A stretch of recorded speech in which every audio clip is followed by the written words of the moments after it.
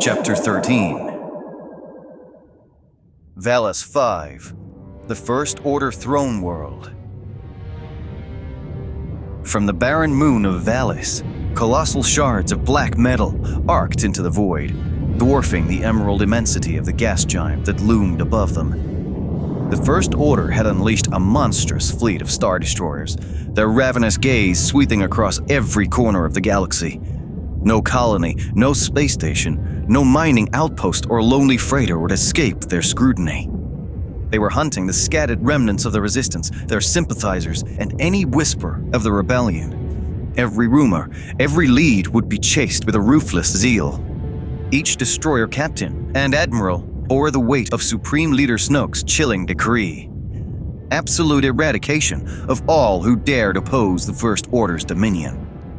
2 vessels, titans among the fleet, pierced the veil of Valis's gravity and surged forth.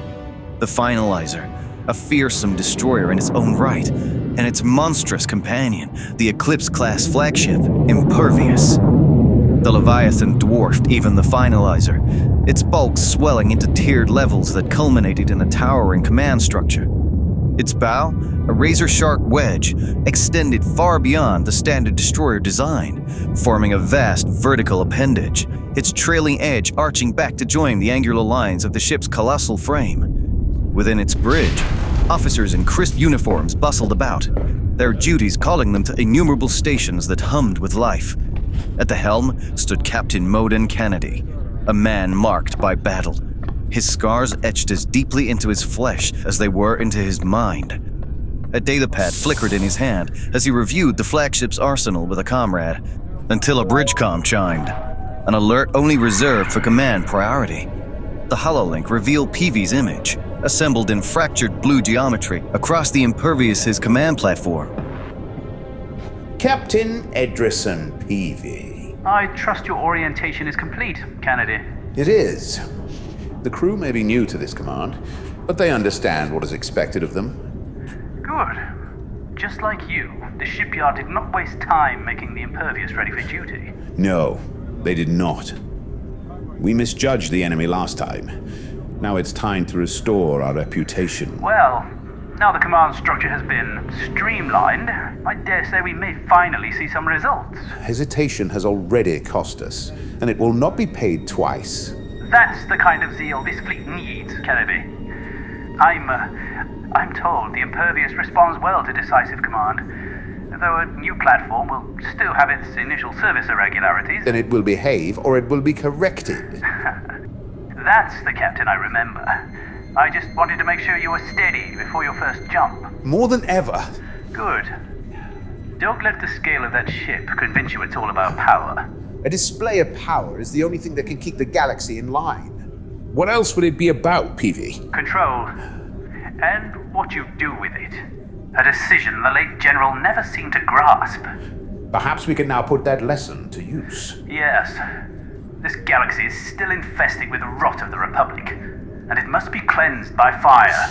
Indeed. Well, good voyage, Captain. Good hunting. Lieutenant, a ship-wide address. Yes, sir. Crew of the Impervious, this is your captain. We stand at the edge of definition. The galaxy has mistaken disorder for freedom and delay for safety. It has mistaken survival for victory. That confusion ends now. We are not here to chase instability across the stars. We are here to remove it. Every system we engage, every target we identify, every world that believes itself beyond consequence will learn the same truth. And every hammer in this fleet strikes precisely where and when it is told. Now, by order of the Supreme Leader, onward to victory. Long live the First Order! Power surged through the vast monolithic vessel like a sudden storm. Massive engines ignited in layered sequence at its rear, each one a controlled detonation of engineered force. Valis Phi's orbit distorted in the ship's viewports as mass and momentum aligned. And then the Impervious moved, taking the Dreadnought into hyperspace in a single violent bloom of displaced light.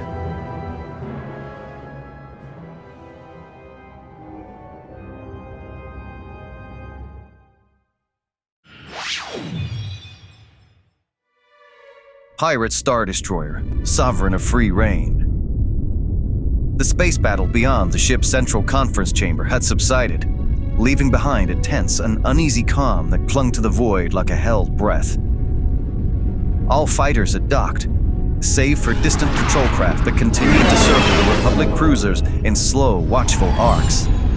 Within the destroyer's command tower, the highest-ranking personnel of the Republic and the pirate territorial nation of Arcassus gathered under a fragile truce.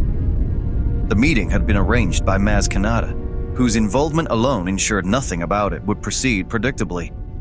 The meeting room was a large chamber, but deliberately subdued, its long black table cut through the center of the room like a blade, reflecting fractured constellations from the viewports beyond. Light panels above cast narrow cones of illumination, isolating each of those present in pools of pale glow. On one side stood Emeriss Severum, captain of this immense ship and figurehead of Arcassus. She did not face the stars, she faced inward. Her gray-blue cloak hung still, too controlled to suggest ease. Every element of her posture implied restraint, like someone who had learned long ago that trust was not a currency the galaxy honored. The door to the chamber opened, led by the droid RD-0401, the Republic ranking officers General Kriegsmadine, Admiral G.L. Atbar, and General Hortel Bliss entered in formation. Chief Azaric Vassia stood at Severum's flank. Greetings, esteemed delegates. I am Chief Azaric Vassia, emissary and second in command to the illustrious Captain Emeriss Severum. On her behalf, I extend a welcome aboard the Sovereign of Free Reign. Please be seated. Let us commence these vital discussions. Representatives of the Republic, welcome. Hospitality is offered, but understand this clearly. You are unarmed and under the watchful eyes of my security. That is not a threat, but a statement of fact. We are not Republic. We are not Empire, and we are certainly not First Order. We survive all of them. Your weapons have been secured and your vessels remain under tractor lock until this assembly concludes. I regret that such measures are necessary, but they are essential for the safety of all. Safety? You dare speak of safety after trying to annihilate our fleet and plunder our ships? If this discussion is to remain civil, it would be wise for everyone to take their seats. We're negotiating with pirates. Of course we're being told to sit. Respectfully, we implore you. We have already delayed enough. It was your attack that caused the delay and endangered us all. The Republic lies in ashes. There is no great fleet coming to oppose the First Order. No Senate, no reinforcements, only us. Freedom itself stands upon the edge of a blade. And whether pirate or soldier matters little to our enemy. With Starkiller gone, they will descend upon us relentlessly, upon all of us. Then let them try. Only a reckless brigand would declare that. Reckless? You call this reckless? Trying to reach the Aberfar system on limited reserves was reckless. How did you? They sliced our data banks. Every ship they impounded contained the same data. Of course they did. And where is Commander Skywalker? We were promised his presence. You are invited for cooperation, not chaos. Your people are not prisoners. Your ships are not seized. Even your lost pilots have been returned. Save one. Well, how about that? Let us proceed in good faith. Oh! Reporting for duty, Admiral. Good to see you didn't miss the party. Sorry I missed the opening act. That stunt back at Dakar was either brilliance or insanity, Dameron. Whoa, hey, General, I was just I trying still to... don't know which. Frankly, none of us expected to see you again. Admiral, General, look. If this is about disobeying orders, I'm sorry. But I made sure the bad guys got what was coming to them. I guess I did too. Well, this might pick me up. You're not nearly as clever as you imagine, Dameron. Your little trick may have fooled the First Order, but it seems you were unaware of exactly whom you were dealing with. After the welcomes you people gave me, I got a pretty good idea. Our fleet was heading to the rendezvous until you intercepted us, Severum.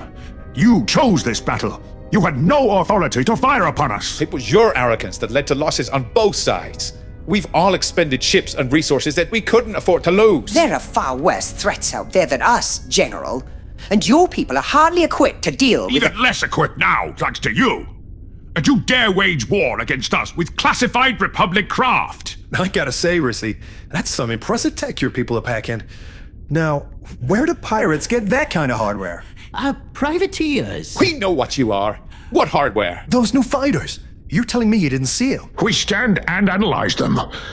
Pirates certainly don't have the resources to build that kind of ship. We've seen the military database, Severum.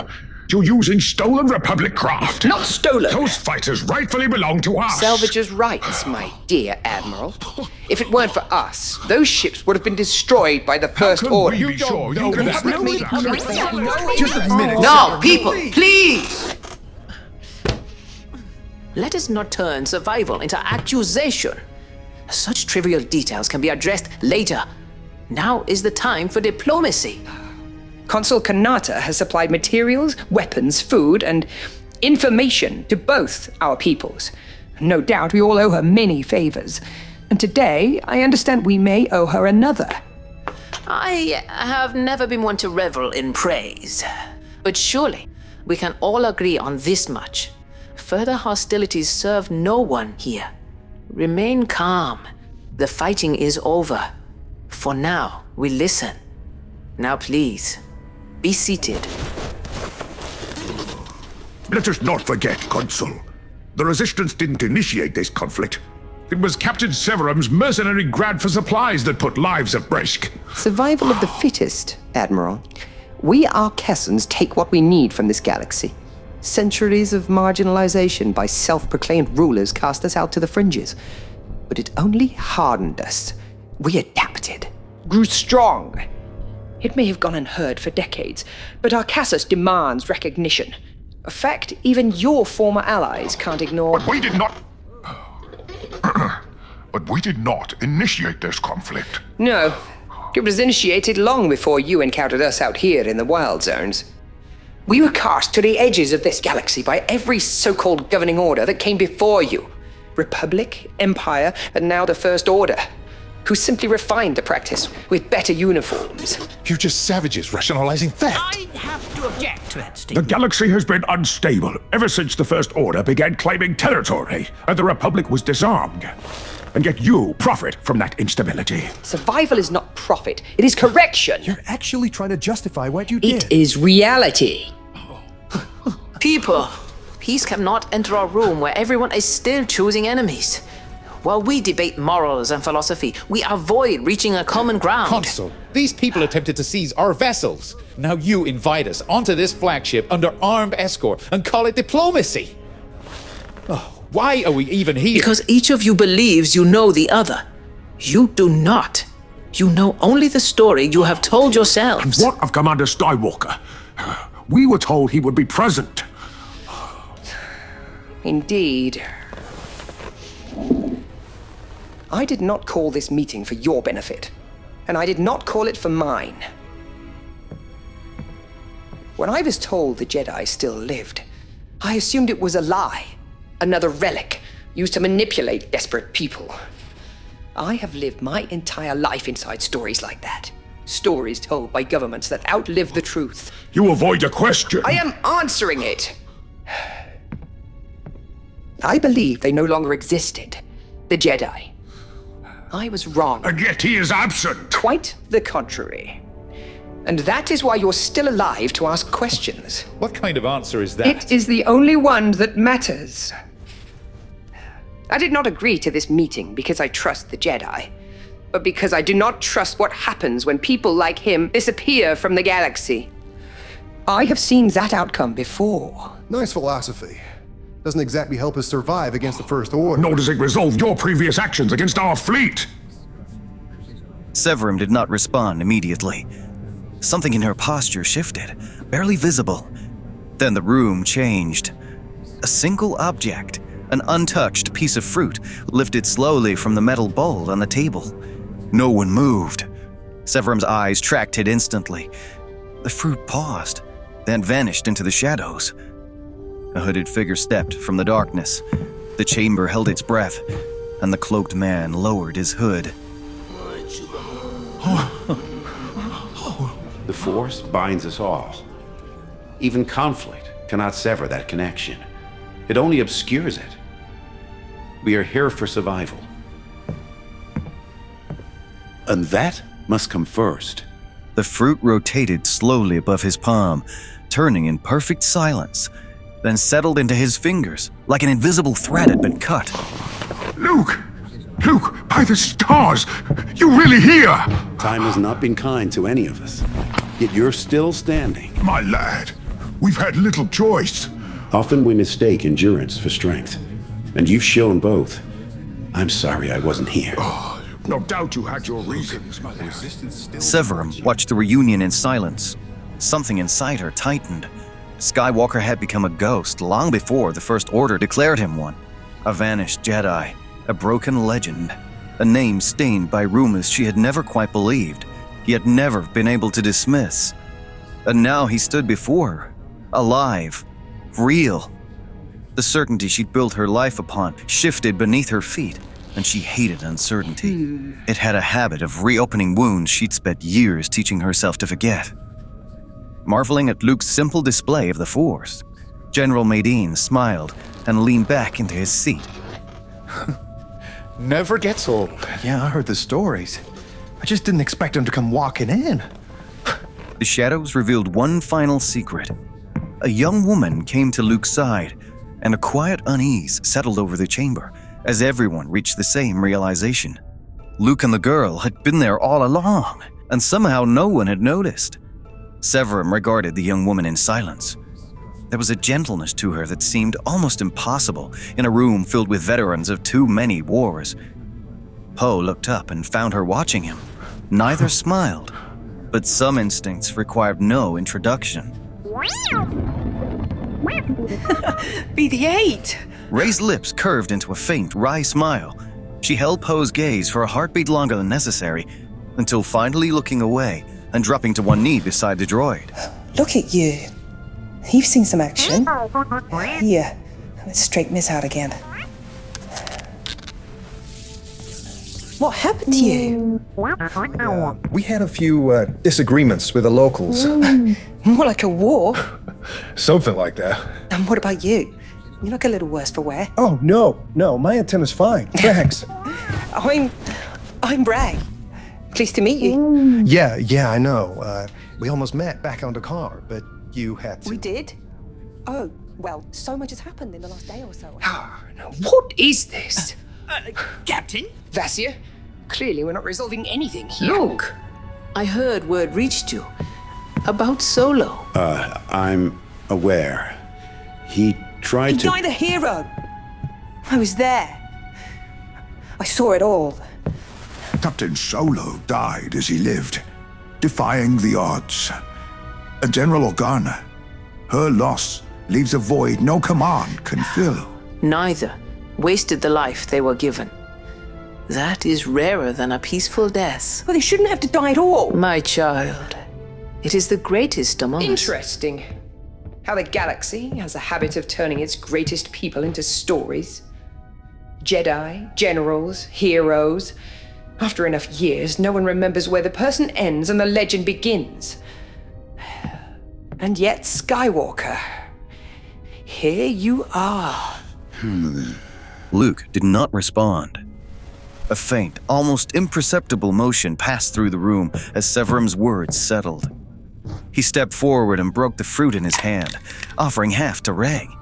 She hesitated only a moment before taking it, sniffing it hesitantly, then taking her first bite. And that changed everything. The effect was immediate. Her eyes widened, surprise giving way to something almost overwhelming as she quickly worked through the rest of it, juice slipping at the corners of her mouth and down her fingers before she seemed to notice. Only then did she pause. She looked up to see the entire table watching her. Oh, it's really good. Please, excuse her. Where we come from, we haven't exactly been blessed with variety. Well, now you've returned. After all these years. I never truly left. The galaxy does not agree with you. They believe your academy burned. What? That your students were slaughtered. And that you vanished and left the aftermath to be rewritten by whomever survived long enough to tell the story. Come on. That's all just First Order shuck, and you know it. They attacked. Shh. Oh, wait. The First Order call it your failure. The Republic calls it tragedy.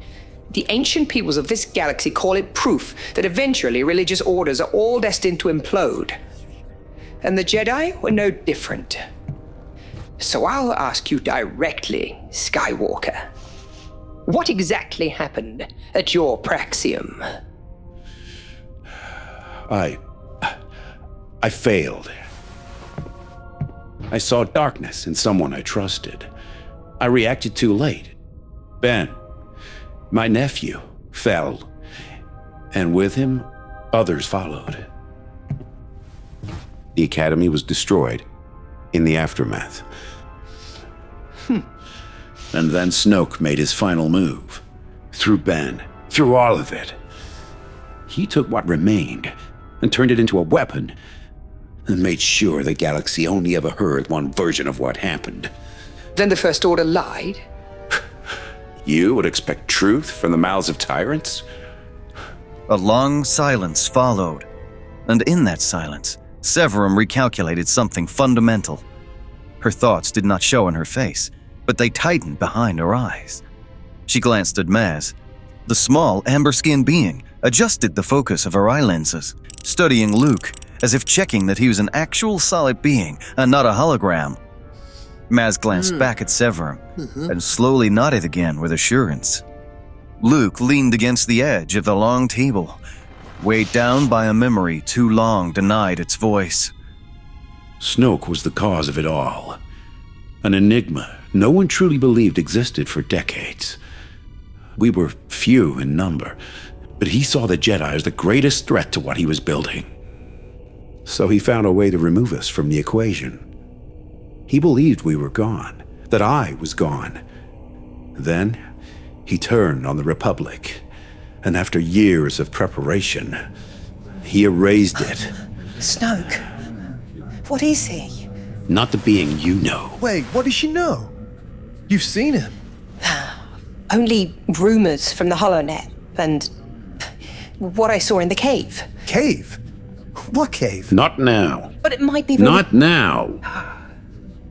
Snoke is what remains when power learns to hide instead of rule openly. Republic intelligence always suggested coordination between the First Order's senior ranks and an external influence.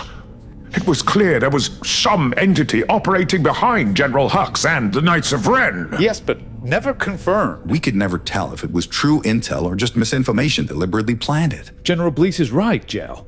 There was no way to be sure. Convenient. An enemy that only exists when useful. He exists. I felt him. What? How? Through my nephew. Through Kylo Ren. What?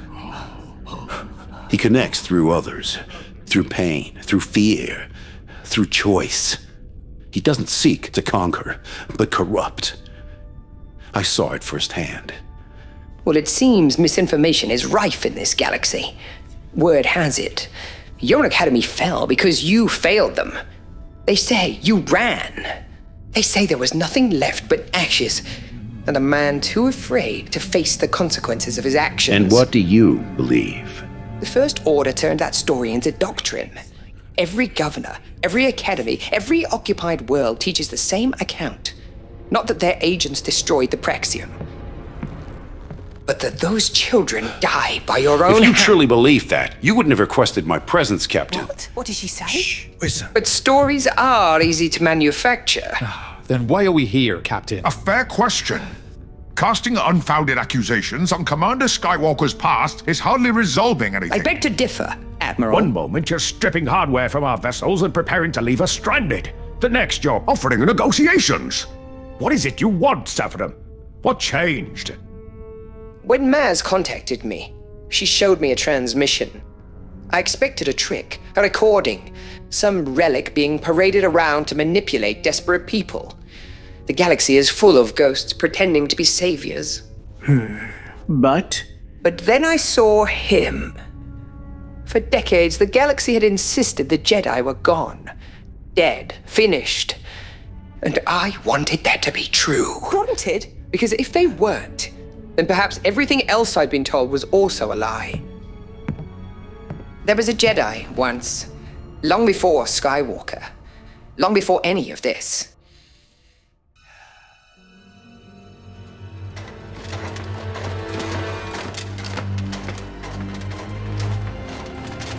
Yes, sir.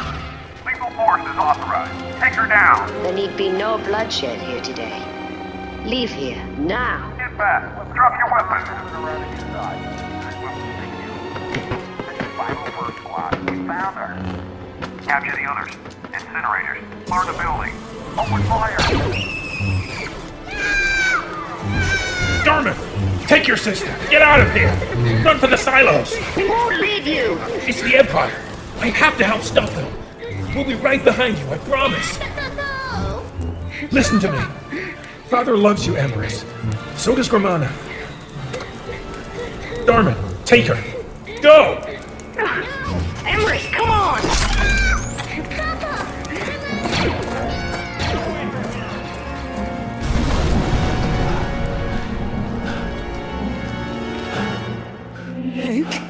Luke, what is it?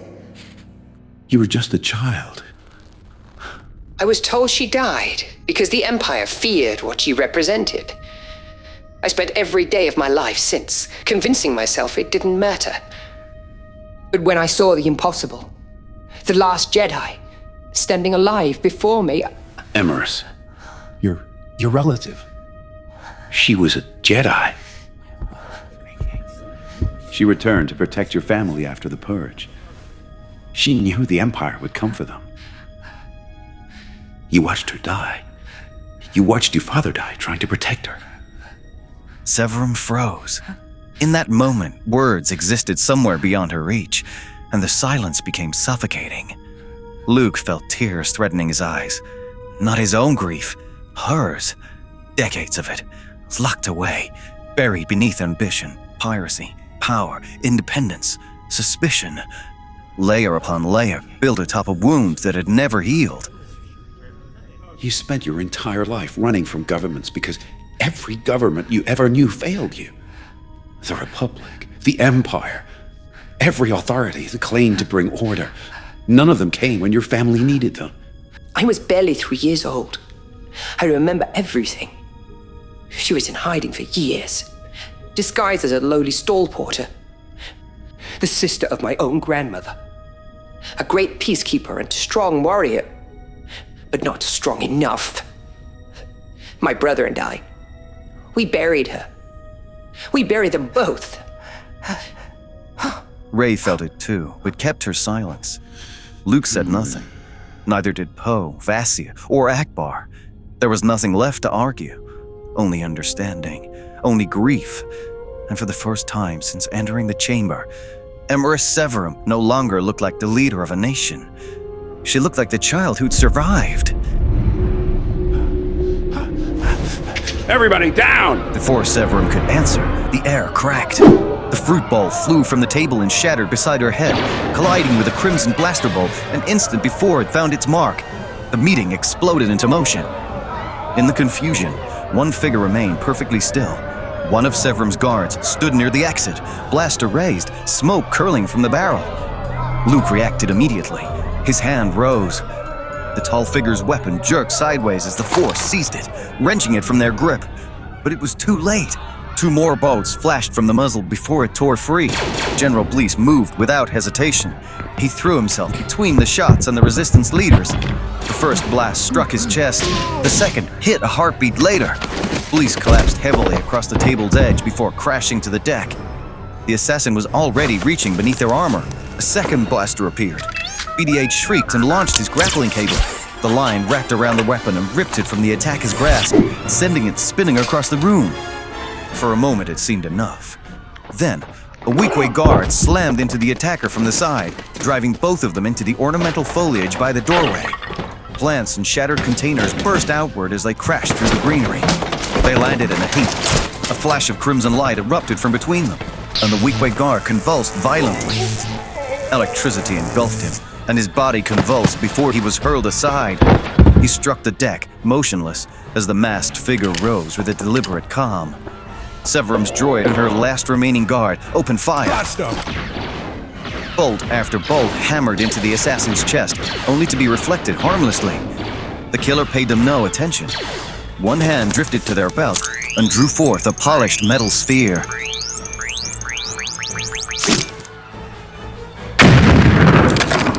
The main viewport fractured outward in a web of white cracks before detonating into the vacuum. Air roared from the chamber.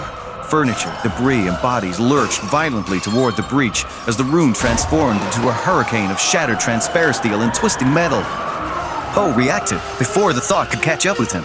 Suddenly, Severum was being dragged across the deck towards open space. Poe lunged and caught her arm. The force nearly tore him loose with her. His boots scraped across the floor as he fought for purchase. Shards of transparent steel peppered his shoulders and arms. Pain flashed through him, but he tightened his grip and hauled with everything he had left. Severum caught the edge of the frame. For a heartbeat, she could only hang there, fingers clamped around the twisted metal, while the escaping atmosphere threatened to tear her free. Summoning the last of her strength, she hauled herself back through the breach, collapsing inside as the roaring wind clawed past her. Across the chamber, Maz Kanata was faring little better. The seat she clung to tore loose from its moorings and hurtled towards the breach. RD-041 managed to anchor itself to another fixture and extend an arm. Maz lunged desperately and caught hold. The droid's servo screamed. A shower of sparks erupted from its shoulder assembly, but still it held. The room had become chaos. Officers clung to upturned furniture. Guards struggled against the gale. Smoke and debris churned through the air. Then Severum saw Skywalker and the girl. Or rather, their linked hands. Luke's grip was locked around Rey's wrist, not protective, anchoring. The realization struck her. Somehow they were working together. Something invisible flowed between them, like a single act of will. The pull of the vacuum weakened. Furniture that should have vanished into space stalled and shuddered.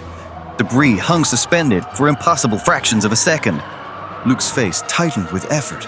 Rey's eyes widened as though she could feel that effort passing through her. Then her gaze snapped towards the shattered viewport, towards Poe. Severum's eyes followed, just in time to see Poe clinging to the viewport's jagged edge. No! The broken frame gave way, and Poe disappeared into open space. No! Rey's expression froze. Clinging to a weakening seat, Luke's hand tightened around her wrist. For a heartbeat, Poe hung beyond the breach, tumbling against the stars. Then the force caught him. The effect was so sudden, it stole Severum's breath. Rey extended her arm instinctively, and Poe's body jerked violently to a halt. Luke remained behind her, lending strength to the effort. And through the force, they pulled Poe back through the shattered opening. Suddenly, Poe shot across the chamber like a projectile. Severum ducked as he slammed into Rey, sending them tumbling beneath the shattered conference table. Now fractured from the explosion, it split apart with a crack. One section collapsed over Poe and Rey, while the other broke free and slid towards the open viewport. A sharp metallic crack echoed out as RD-041's arm tore free at the shoulder. Maz's grip slipped, and for a terrifying instant, she began sliding towards the breach. For a moment, Severum heard nothing but the ringing in her ears and the tortured groan of failing metal. Smoke vented into space, and warning sirens wailed somewhere beyond the bulkheads. Air continued to tear through the rupture with relentless fury, but Luke struggled to one knee. His vision blurred, but he knew what he had to do. Every instinct told him there was nothing left to give. Then his eyes fell upon the broken slab of conference table. With a ragged gasp, he reached out through the force. The immense section shuddered, lurched, then flipped upright across the shattered viewport. It struck the frame with a thunderous impact, choking the torrent of escaping atmosphere. The effort broke him.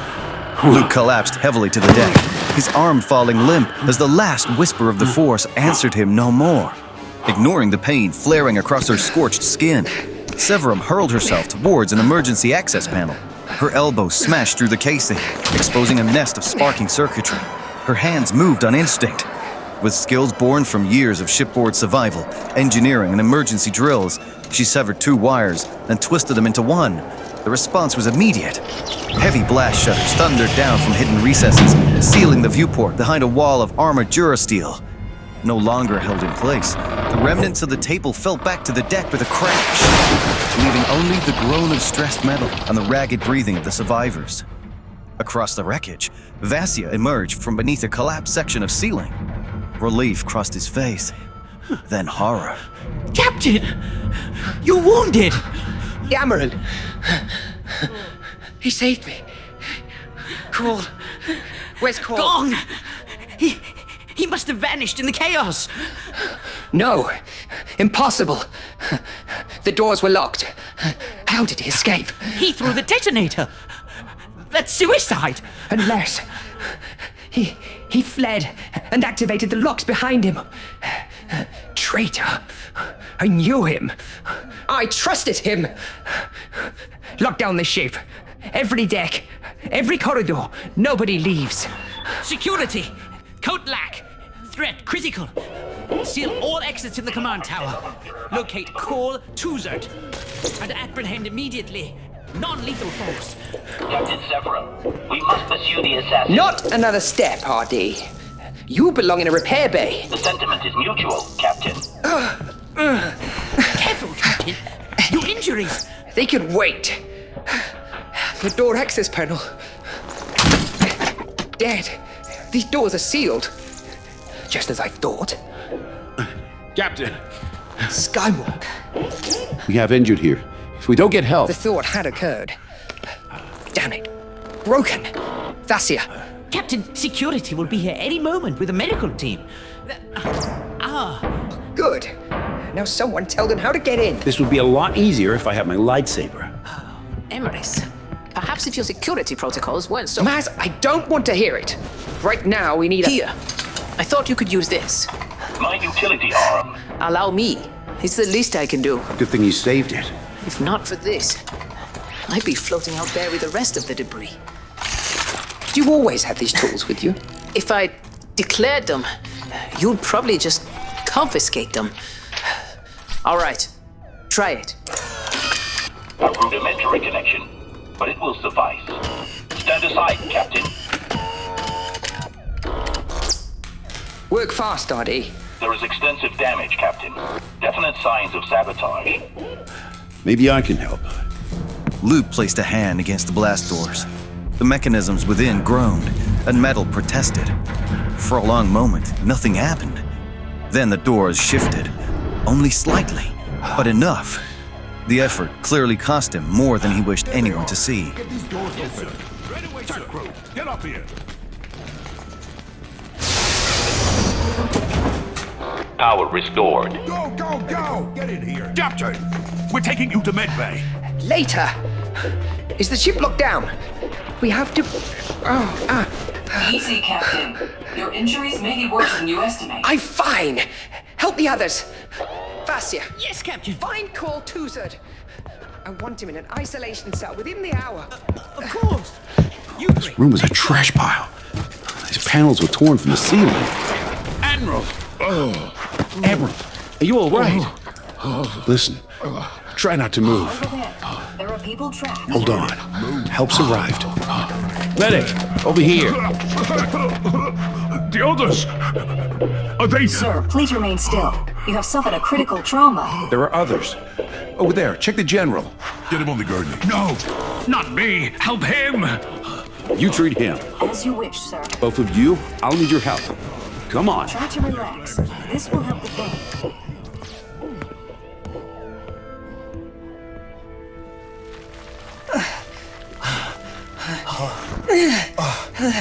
What happened?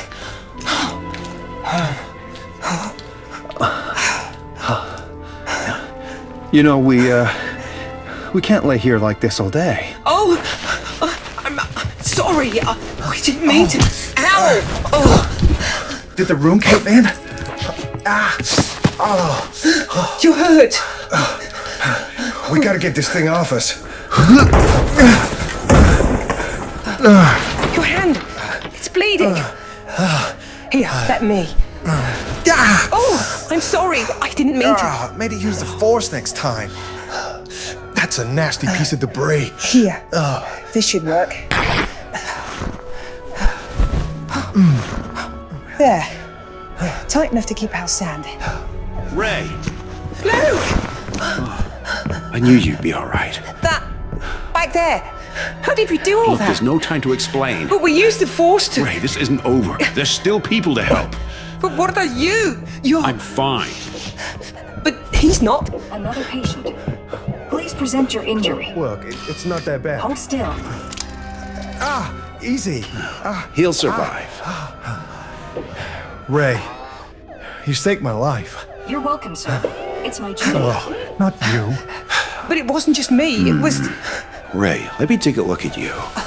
I'm all right, I think, but I don't know how. Master Skywalker! You can be assured that the sacrifice displayed here today shall be remembered by the glorious jurisdiction of Arcassus. Regrettably, sacrifice does not come without cost. Oh, indeed. Wait, BB-8, he's... Oh, no! Not everyone's been accounted for. With the debris, some of us were blown out into space. Fascia. Security report. We have more casualties, Captain. The security recordings caught it all. Several bridge guards were killed as Cole escaped. What? He sealed all exits behind him. He won't get far. This is a big ship. With all respect, your people have got a lot of ground to cover. I ensured the security sweep was ship-wide. All available crew will be scouring every deck. Yeah, good luck with that. Dameron, your droid. It has a transponder. Okay, so... We can track it. I will... Far more than a transponder. Oh, Admiral, careful, take it easy. That unit carries highly classified resistance intelligence. It must be recovered. It will be. It encountered Core directly. It's possible it detected something about him we couldn't. I'll have my teams retrieve it immediately.